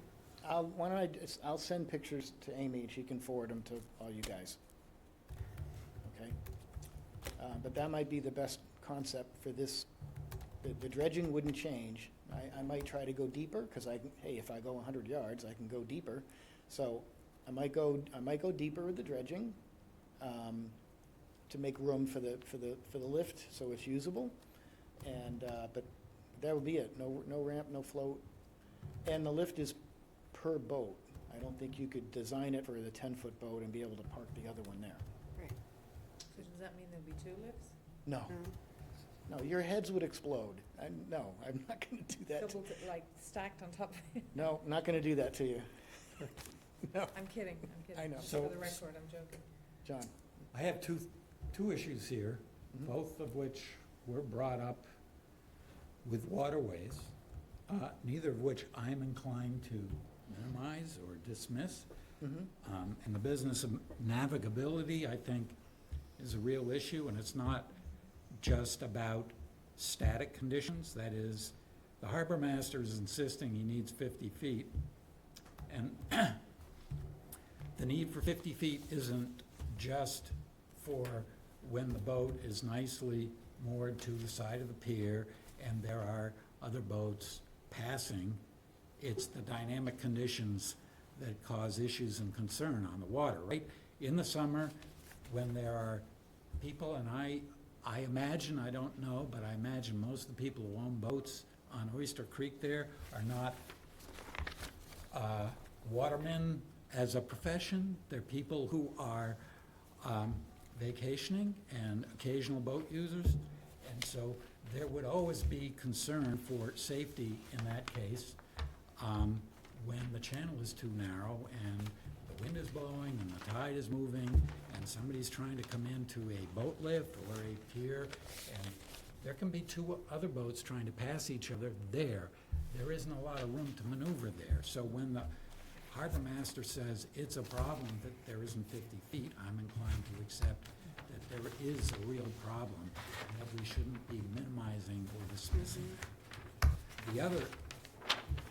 The other issue is that this is clearly, as Amy said, a very healthy shellfish area. Your survey showed that very clearly. We have had lively discussions in the past, as you referenced, about shellfish and whether we should be concerned. A lot of times when we had those discussions, you would point out, you, Mark, yourself, would point out, oh, it's just anoxic muck down there. Yeah, there are a few shellfish, but why should we be concerned? As we've all know here, this is not the case at all here. Absolutely. And again, the now former Natural Resources Director actually wrote a rather strongly worded letter saying that he didn't think it was a good idea to have a dock here at all because it was such a healthy place and because of the work that the town has already done seeding that area, trying to cultivate shellfish in that area. So I'm not sure, it would not be easy for me to go along with anything here, actually, honestly. I understand. Yes. One of the arguments, if you will, that I posed to the Waterways Commission was, this is a dead-end channel, and that, like the dock that I did for Freeman, 19 Nons Way, that's not into the 50-foot wide channel, but that's Allen Harbor. There's like 120 boats that could go in and out of there every day. That's hugely different than here, and you're right. I don't know how well these guys can boat. Biggest boat I ever had was 19 foot. And even when I went from a 14 foot to a 19, it was like relearning how to drive that boat. It was totally different. And you don't know if they've been out, having a few cocktails while they're fishing and everything else. I get it. I never said this was easy. And if I had this information before I filed, I probably would have waited. But I had filed, and here we are. At any rate, and the anoxic mud, yes, we've used that argument a lot when it was present. It's definitely not present here. I totally agree with you. I can walk out there. the PVC pipe was still there, right? It was. Okay, I walked out there in my boots to set that. I mean, it's firm beach the whole way. So, no, there's no mud here. There's none.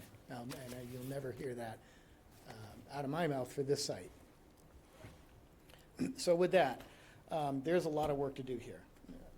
It's not 2 weeks, it's not 2 months, it might not even be 6 months. So I would rather just continue indefinitely, Yep. for me to really look into this and see what we can do. I have to re-notify abutters when we come back, if we do, Yep. and we'll just go from there. So There might be public comment. Yeah. is there anyone online who cares to speak?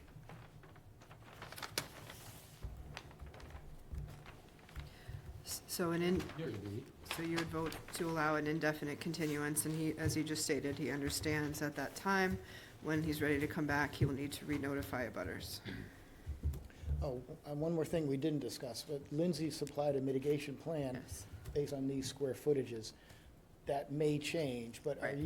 have you had a chance to look at it? Are you To be okay honest, with I the didn't concept? focus too much on that. I'm Yeah. happy to review it going forward, in the next week or two, and correspond with you on that. Yeah, But, the square footages. I was may- really focused just on the dock for this one, knowing that we were gonna be continuing Yeah, anyways. I know, I mentioned that, as soon as I got out of Waterways, I said, yeah, this is where we're going with this. So, sorry. So I would say, what I'd like to say is not to exceed 6 months, potentially for an indefinite continuance, just because I don't want it to be a year or two from now. Standards may have things may have changed. So, if that's amenable, I would say an indefinite continuance, but not to exceed 6 months. All we can do is try. Yeah. And if we get close to that, then we can chat, you know? Yep. We have a motion. So moved. Oh, okay. There you go. Mark, I'll second that. Wayne. Okay, further discussion. All those in favor? Aye. 4 and 0. Thank you. Thank you. You've seen emails from me, right? On the bottom of my email, it says engineers get to work when they say it can't be done. Mm-hmm, So that's what I like about my job. mm-hmm. Okay. We will see. Yeah. The next thing is also Is mine. thaw, And yeah, then you're so- done with me. Yeah. What? We have one more for you? Well, the cert of compliance is one that Mark worked on, but I was just gonna, I'll just pack up while you're doing that. yeah, I Okay. should be so okay. Next, we have a request for a certificate of compliance for 10 Chase Street, map 4, parcel N3A, for a pier, a ramp, a float, and steps. So I know the thaws are online, so the dock has been completed in compliance. The snug was constructed a bit closer to the wetland than permitted, and a new small deck added onto it with chairs. At the time of that hearing, we did not have a 60-foot no new structures regulation. We just had the 50-foot no disturb zone, and the structure and its deck are outside of that 50-foot no disturb zone in what was a cleared area. I do think, had it been proposed as such at the time of the hearing, that we would have approved it.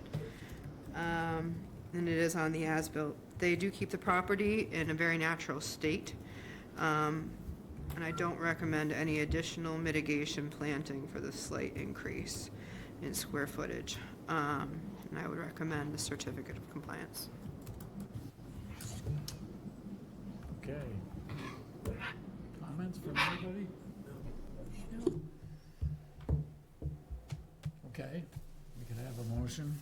Make a motion, we issue a certificate of compliance for 10 Chase Street, map 4, parcel N3A. Second? All those in favor? Aye. Aye. 4 and 0, there you go. Thank you. It's not even 8 o'clock, Mark. Thank you, Mark. Thank you, Amy. Thanks, Amy. You're welcome. I filed everything I had, John. It'll be probably another 6 months before I get back here, if that. I've already done 17 notices this year.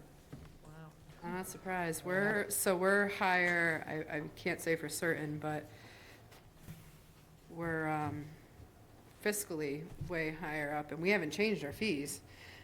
So fiscally, we're way ahead of where we're normally at this time, so just more filings, and probably more significant ones coming through in this past year. I want to say maybe in my time here in Harwich. Well, I'm glad I helped you do that. You're welcome. Thank you. Oh, you found it, okay. Okay, in my pocket? we got some orders of conditions to do. Imagine. Okay, next, we have an order of conditions for 397 Route 28, map 13, parcel D1-0 SE 032-2594 for parking lot improvements and mitigation board. Discussion.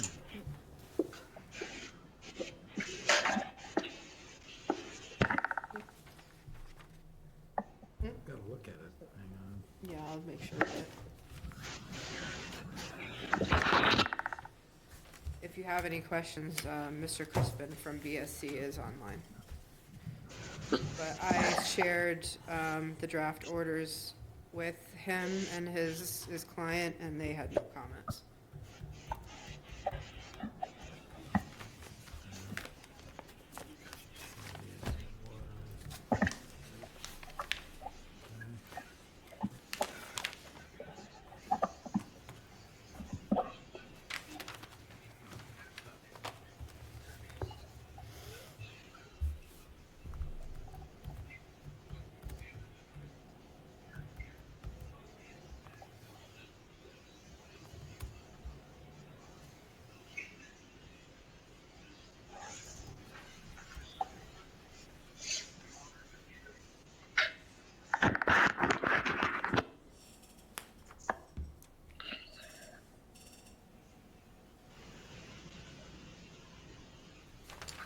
All right, well, Good.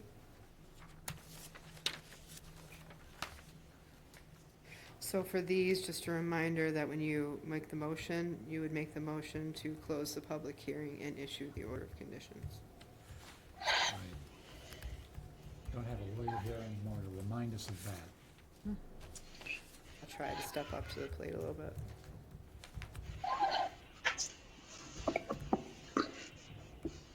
So, you ready? Yep.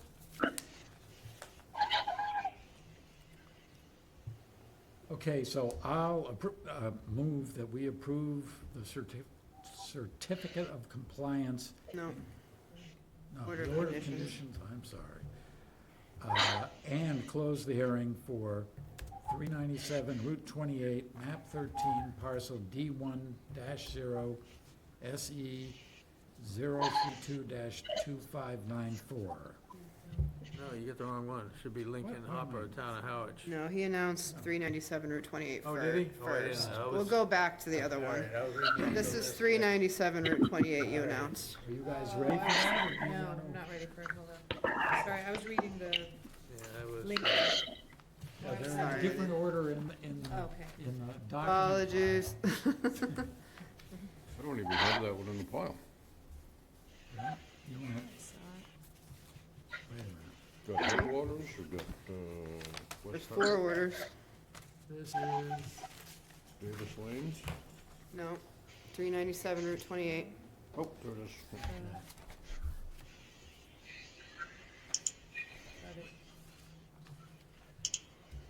but I missed the Lynn Cooper. Yeah, so, No worries, it's not like you had early nights to pass your nights. Town meeting. well, convenient excuse, anyway. Yeah. Minor.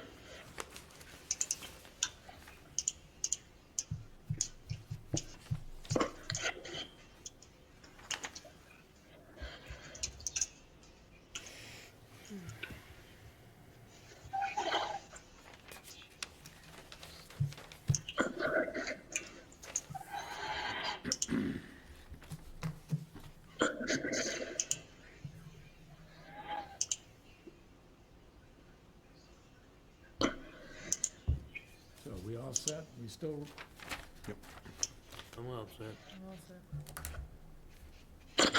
So, I made the motion. Was there a second? Yes. Okay.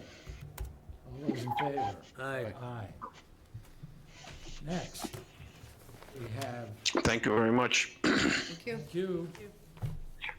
Next, we have an order of conditions for Route 28, map NA, parcel NA, SE 032-2592 for roadway improvements.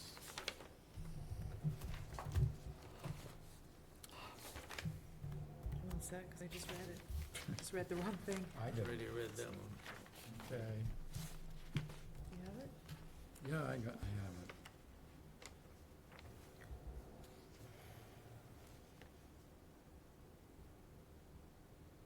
So, we had asked them to try to retain some of the existing trees there. Which is in the orders. Okay. All right. It's gonna be discussed at the on-site with me. See what they Okay. can do to save them.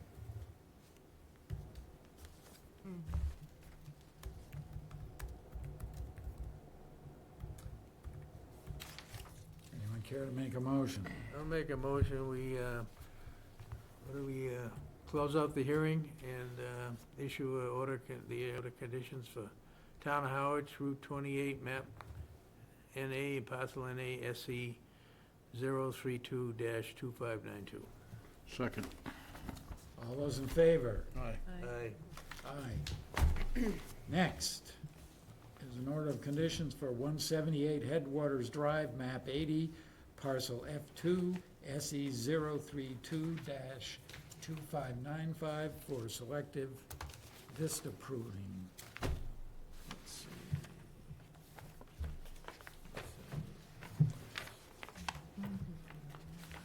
This.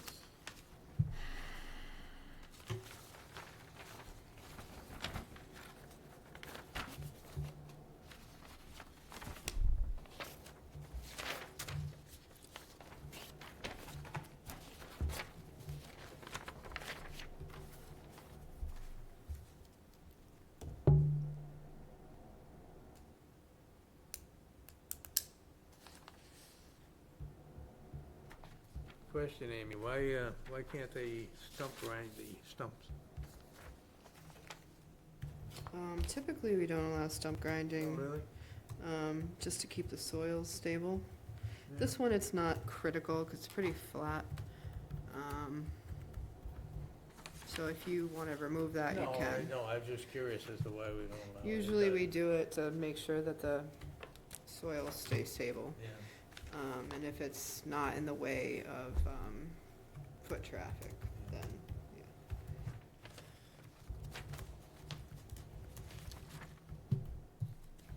Okay. All set? I am. Me too. Want to make a motion then?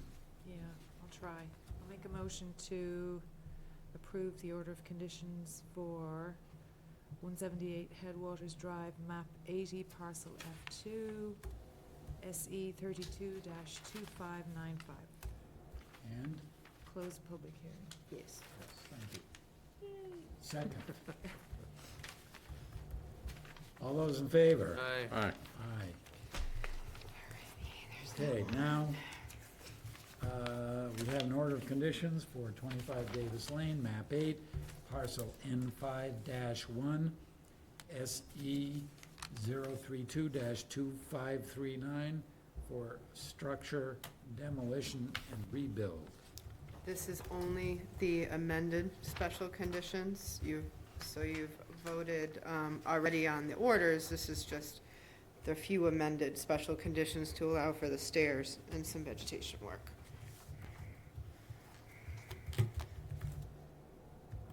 So, just item 2, Of the specials or the amended specials? amended, Okay. the elevated staircase is to by hand. Be built by hand? Oh. Constructed.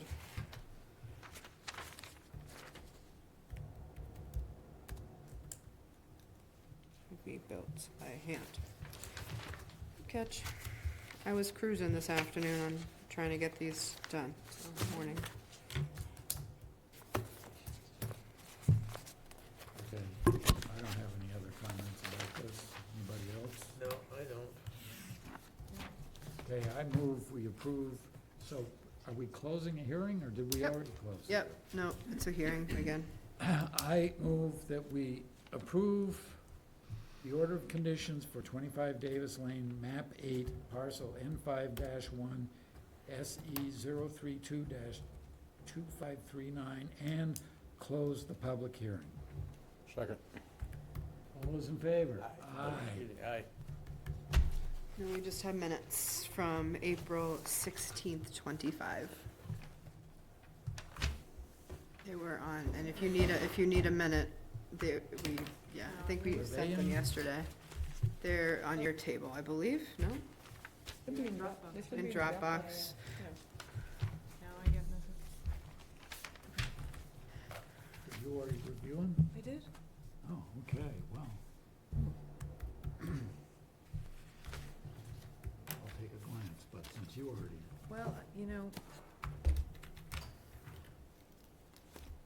gotta turn my computer on.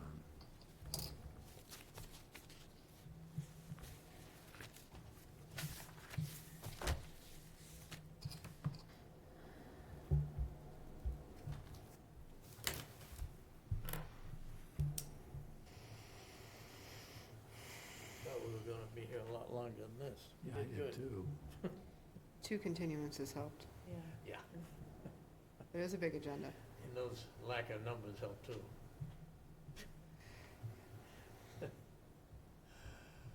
Did you see the next one is light? We had maybe 2 or 3 come in, and then we have a lot of the ones that didn't have numbers, but hopefully some of the ones that didn't have numbers are really kind of gonna be quick, so it shouldn't be too bad. Do we have the ability as a commission to limit the number of petitions or hearings that are scheduled? Not really. Not really. We are required by law, once an application, if it is complete and we deem, is submitted, we have 21 days to hear it. So that kind of puts you on a crunch, and I wouldn't want to lose a case based on Right. something silly like that. Right. We would, towns sometimes have applicants sign an affidavit saying that they waive the 21-day period, but it hasn't always held up in court from the cases I've seen. I was just curious. All right, well. Someone want to make a motion I'll about make the a motion, we adjourn the, Oh, no, these are the Hang on. minutes wait a minute, first. what do we, oh, the minutes, that's right, I forgot about that. 4:16, I'm minutes of jumping the gun here. 4:16. I'll make a motion, we accept the minutes, April 16th. April 16th. Yeah, I already put the papers away, I didn't know what the date was. I'll second that. All those in favor? Aye. Aye. Now you go ahead, Now, Wayne. I'll make a motion, we adjourn the meeting of May 7th of the Harwich Conservation Commission. I'll second it. All right. All those in favor? Aye.